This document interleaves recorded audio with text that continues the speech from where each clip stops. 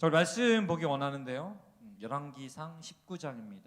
우리 잠깐 살펴봤던 열왕기상 19장 4절부터 10절을 이번에는 좀 말씀에 주의하면서 같이 한 목소리로 읽어볼 텐데요. 열왕기상 19장 4절부터 10절 함께 읽겠습니다.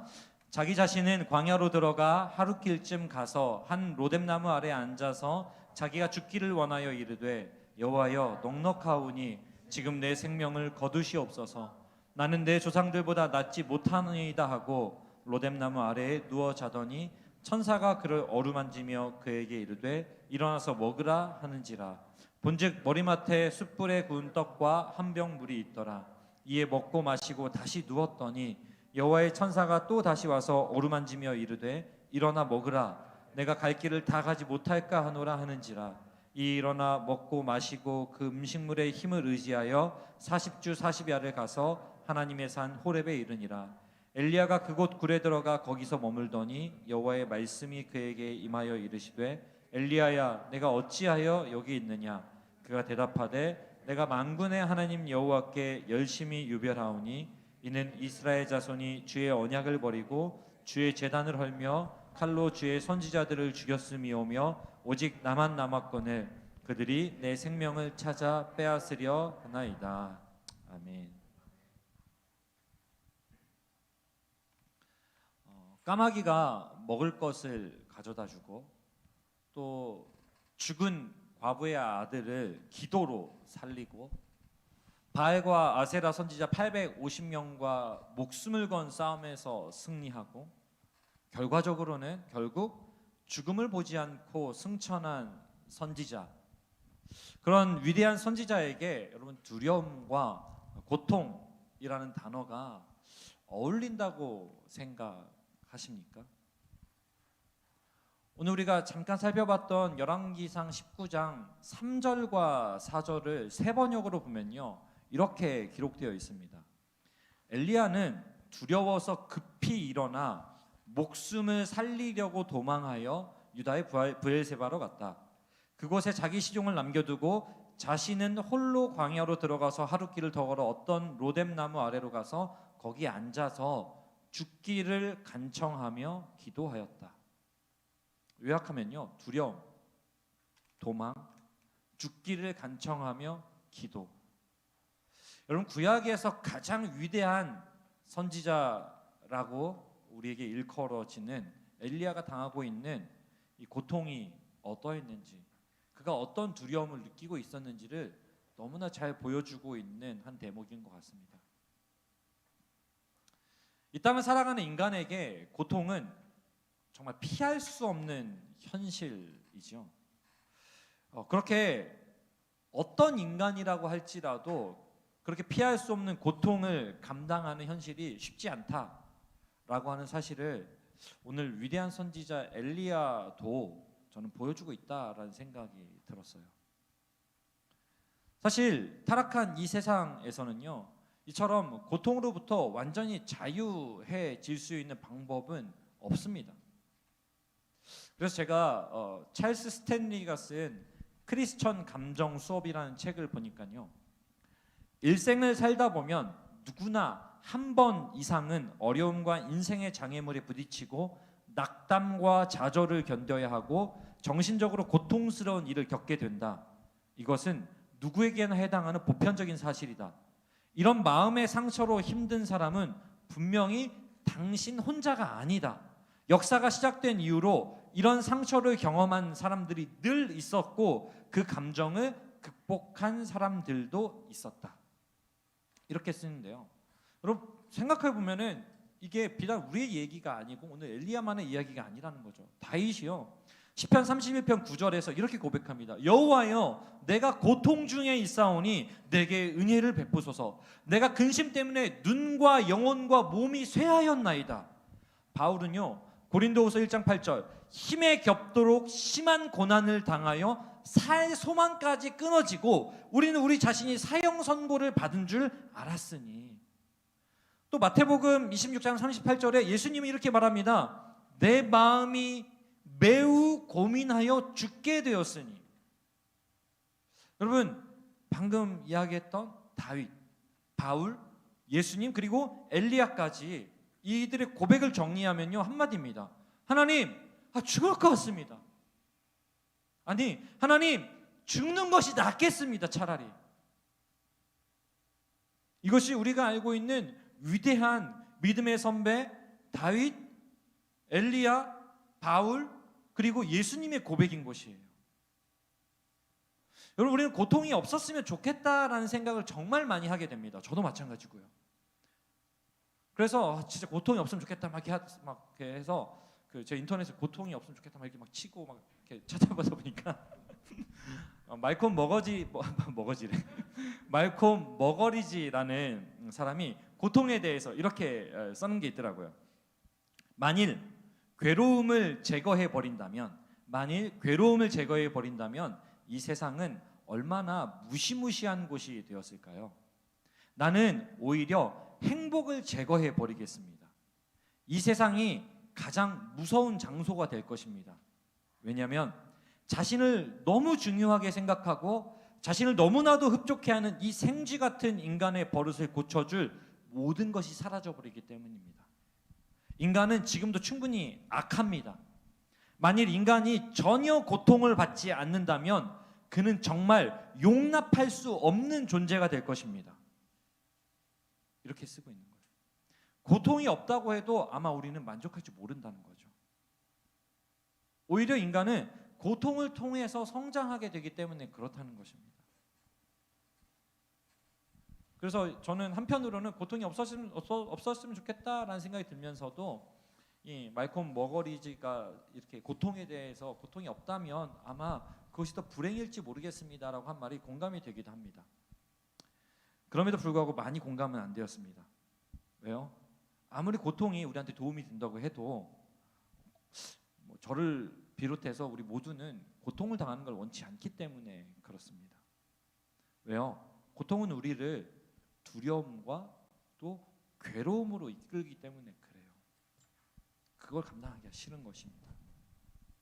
근데 오늘 엘리야의 모습을 보니까요, 엘리야한테도 고통이 도움보다는 괴로움과 두려움이 되었다라고 하는 것을 우리는 살펴볼 수 있습니다. 그래서 오늘 엘리야의 모습을 통해서 고통이 도움보다는 괴로움이 되는 이유를 조금 생각해 볼 수 있는데요. 왜 고통이 괴로움이 되는가라는 질문을 딱 던져보니까 저는 딱 한마디로 엘리야의 이 괴로움이 된 이유를 찾을 수 있었습니다. 무엇이었냐면요, 실망입니다. 2절에 보면요, 이세벨이 사신을 보내서 엘리야 죽이겠다고 막 협박합니다. 내 당장 죽이겠다고, 내일까지 내가 너 죽인다, 내가 너를 안 죽이면 내가 죽을 거다, 막 이런 식으로 이런 과격한 협박을 하는데요. 근데 사실 그동안 엘리야가 해왔던 행보를 보면요, 이게 엄청 부담스러운 일은 아니에요. 엘리야는 계속해서 그 아합과 이세벨과 약간 대치를 벌이면서 여기까지 오기 때문에 그렇죠. 또 앞에서 갈멜산에서 있었던 사건도 이거 잘못되면 엘리야 죽는 거거든요. 그런 상황들을 생각해 보면은 이세벨이 협박한다 한들 이 엘리야가 엄청 막 쫄고 막 이래야 될 일은 아니거든요. 그런데 이상하게 웬일인지 엘리야는 그 이야기를 듣고 자기의 생명을 위해서 도망갑니다. 저는 이 장면이, 도망가는 엘리야의 장면이 굉장히 뜻밖이다라는 생각이 들었습니다. 여러분, 엘리야가 왜 뜻밖의 행동을 하는 것일까요? 사람이니까 죽인다니까 무서워서 그랬겠죠. 저도 누가 죽인다 그러면은 미안하다고 바로 얘기할 것 같아요. 근데 아마 엘리야도 그랬을 것입니다. 그런데 저는 이 질문을 던지면서 이 4절에 보니까 엘리야는 나는 내 조상들보다 낫지 못하니이다 라고 고백합니다. 그러니까 이전에 활동했던 어떤 선지자보다 훌륭하다라고 이야기도 사실 과언이 아니거든요. 엘리야의 행보를 보면요, 정말 대단하잖아요. 그런데 엘리야가 이전에 어떤 선지자들보다 내 조상들보다 내가 나은 점이 하나도 없습니다, 나도 똑같습니다, 나도 실패자입니다 라고 고백하고 있는 거예요. 지금 아마도 엘리야가 지금까지의 과정 속에서 자신의 예언과 또 자신이 해왔던 어떤 일들을 통해서 이스라엘을 회복하실 하나님의 능력과 어떤 극적인 반전을 기대했던 것 같습니다. 그 절정이 아마도 저희가 보통 갈멜산 전투라고 우리가 부르는 바알과 아세라 선지자 850명과 싸우고 그들을 전부 몰살시킨 이 사건이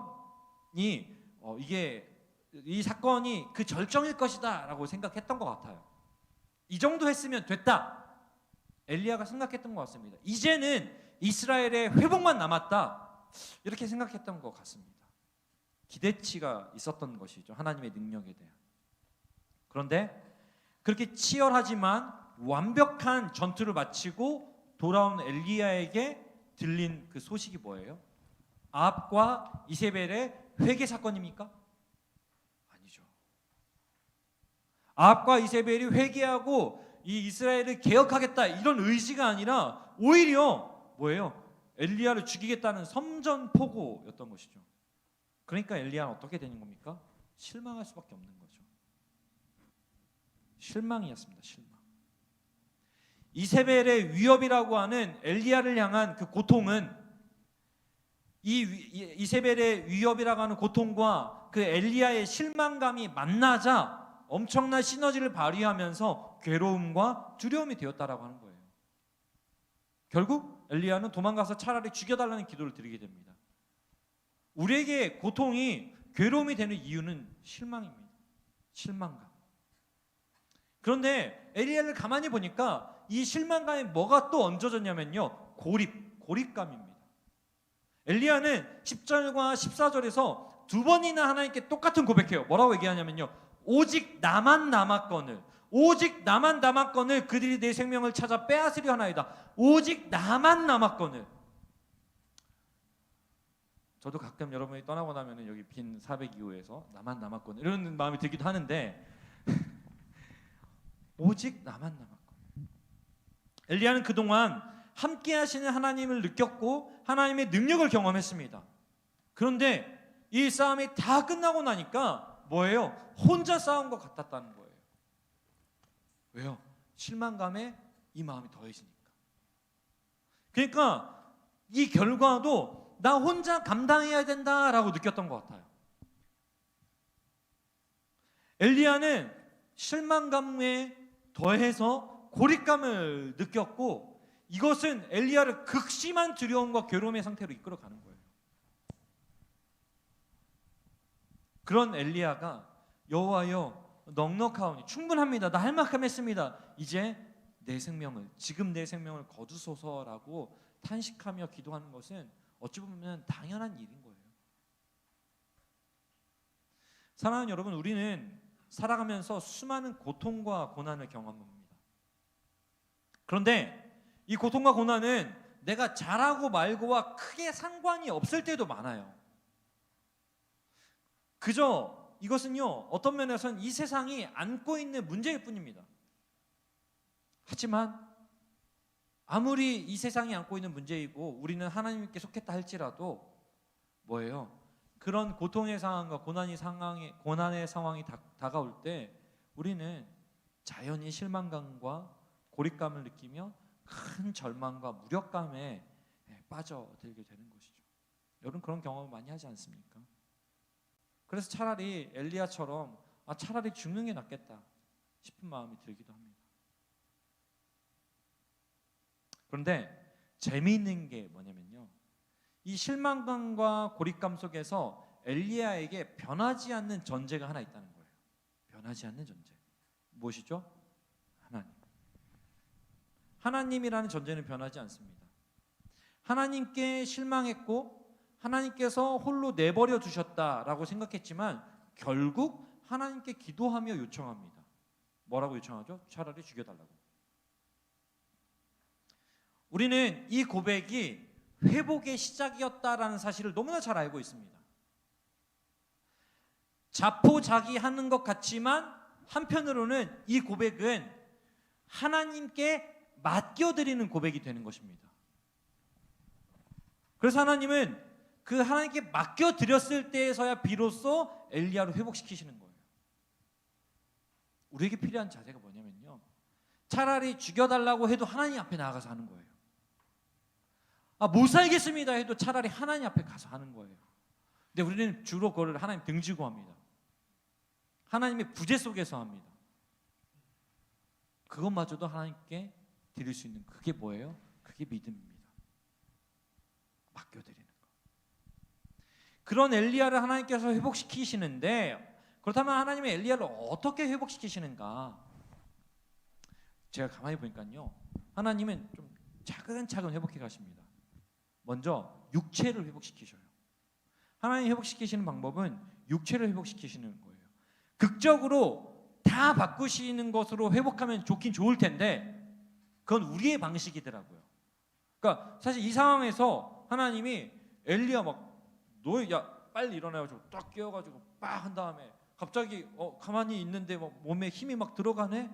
막 용기가 막 생기네. 믿음이 생기네.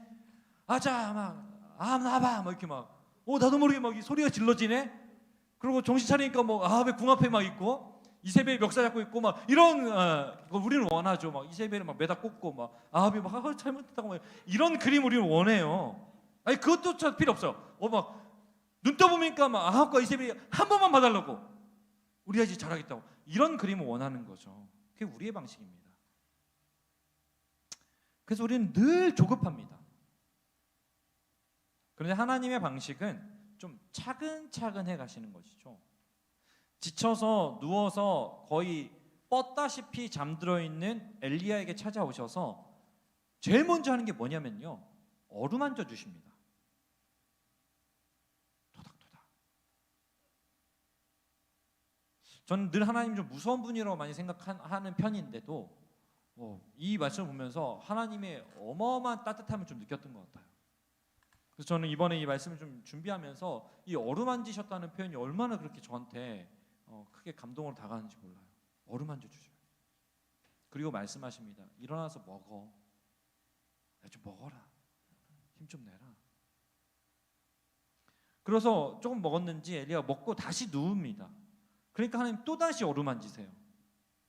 톡톡톡톡 토닥토닥 쓰담쓰담 해주시면서 말씀하시는 거죠.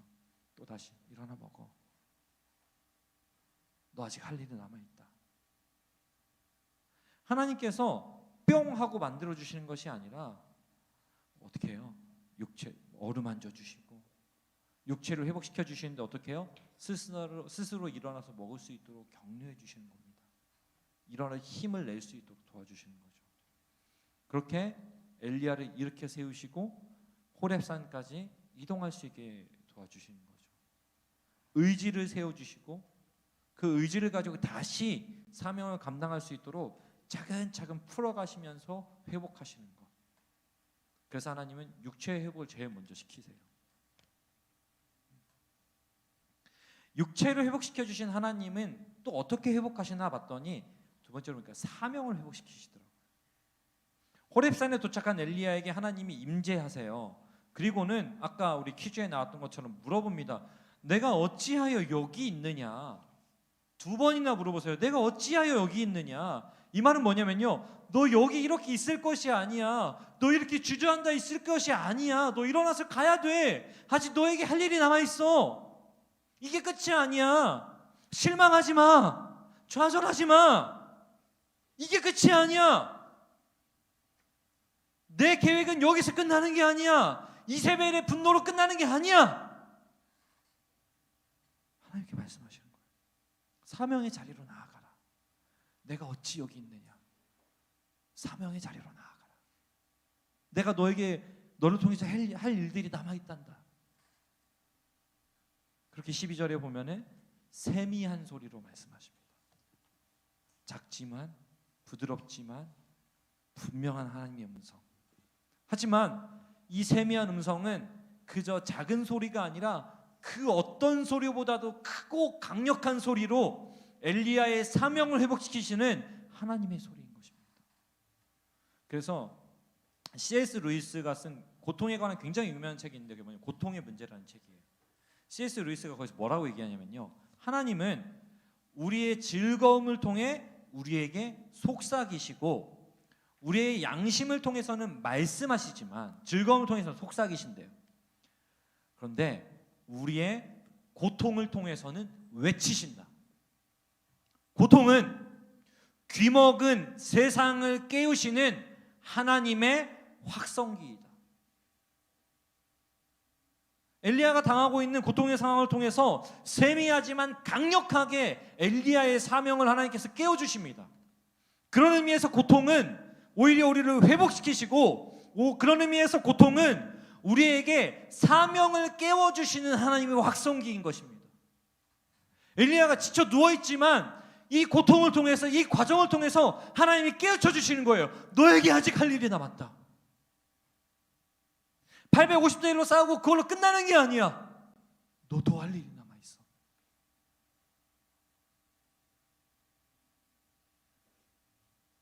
육체를 회복시키시고 사명을 회복하시는 하나님은 죽여달라는 그 엘리야의 직접적인 기도는 들어주시지 않습니다. 끝내 들어주지 않아요. 지독한 분이에요. 하나님 끝내 안 들어줘. 안 죽고 천국에 데려가 버리죠. 깜짝 놀라되죠. 이렇게 이 정도로 응답 안 되는 기도도 있습니다. 이건 무조건 응답되는 기도잖아요. 여러분, 하나님 저 죽여주세요. 언젠가 죽여줄게. 곧 너 온다 그날이. 뭐 이런데 이게 안 들어줘요. 지독합니다. 여러분, 그렇다고 이렇게 기도하면 안 됩니다. 네. 그런 기도를 들어주시지는 않았지만 하나님의 엘리야의 기도를 들으셨어요. 왜요? 이 기도는 결국 살려달라는 기도이기 때문에 그래요. 그래서 온전히 회복시켜 가시는 겁니다. 그래서 마지막 하나님의 회복의 방식이 뭐냐면요, 동역자를 통해서 엘리야를 회복시키셔요. 16절에 보니까 엘리사에게 기름을 부어 선지자가 되게 하라. 그래서 그 다음 장면이요, 엘리사 만나러 가는 과정이에요. 20장부터. 그리고 18절에 보니까요, 7,000명의 선지자, 7,000명의 동역자를 남겨두시겠다고 약속해 주세요. 나만 남았거늘 했는데 벌써 엘리야급으로 하나 있죠. 엘리사. 대단한 제자잖아요. 여러분 알죠? 네. 하나님이 너 뭘 주기 원하냐 했더니 내 스승보다는 갑절이나 내가 능력이 많았으면 좋겠습니다. 더 세지고 싶어요. 막 이런 거잖아요. 네. 제가 얘기하는 거죠. 하나님 너 나타나죠. 너 뭘 원하니? 이렇게 겸손해야 되는데 이찬수 목사님보다는 설교 잘해야 되지 않을까? 뭐 이런 거 있잖아. 뭐 이런 거죠. 뭐 이런 아주 역대급 제자를 하나님 준비하시고요. 거기에 7,000명이 더 있는 겁니다. 7,000명.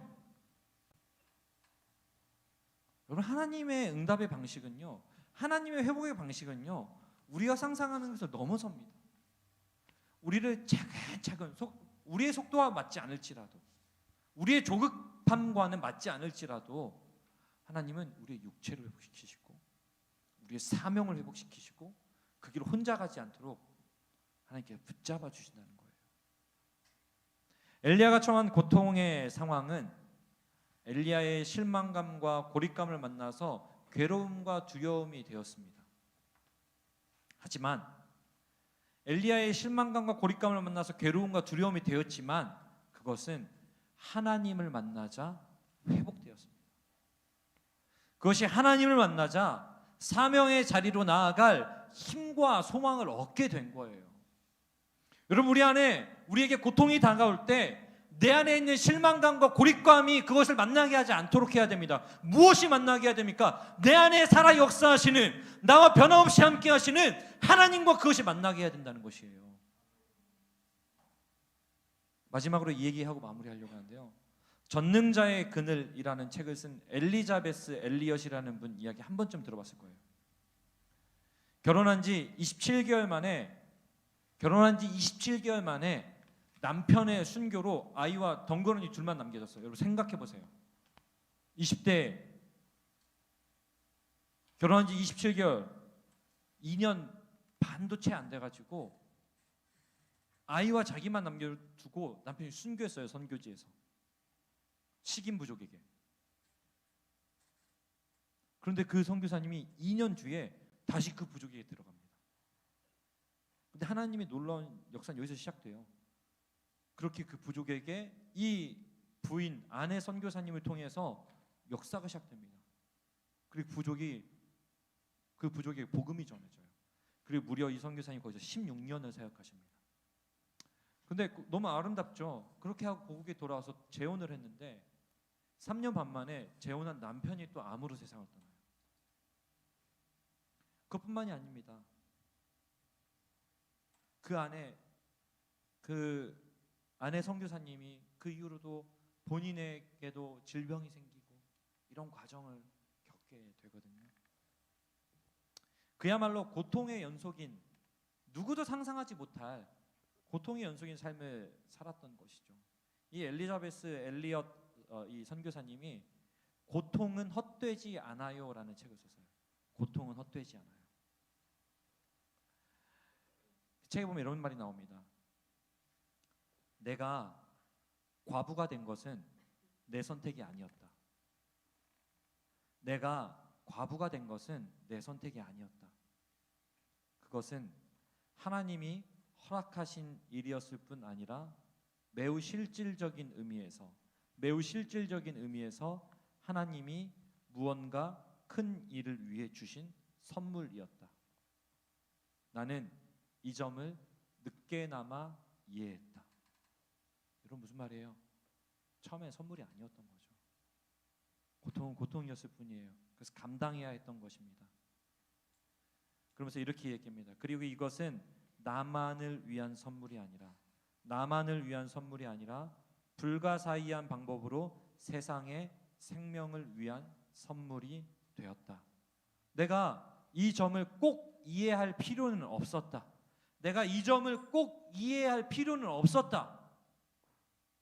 그저 하나님을 믿는 것만으로 충분했다.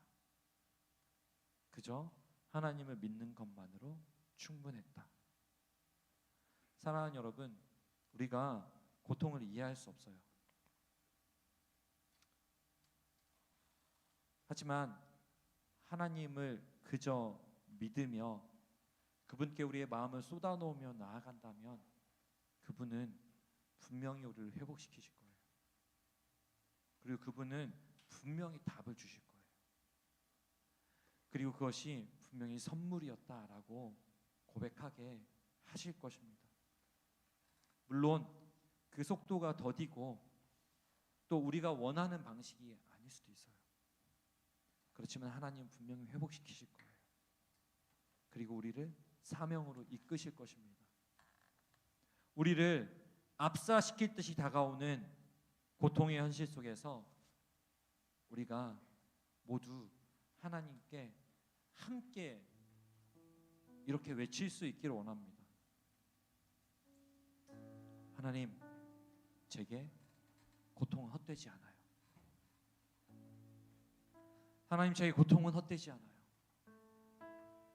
그렇게 고백하고 수많은 내 주변의 사람들을 보면서 나에게 닥친 이 고통은 헛되지 않아요 라고 이야기하면서 그저 하나님을 믿으며 나아가는, 그래서 진정한 승리와 회복을 경험하는 저와 여러분 되시기를 예수님의 이름으로 축복합니다.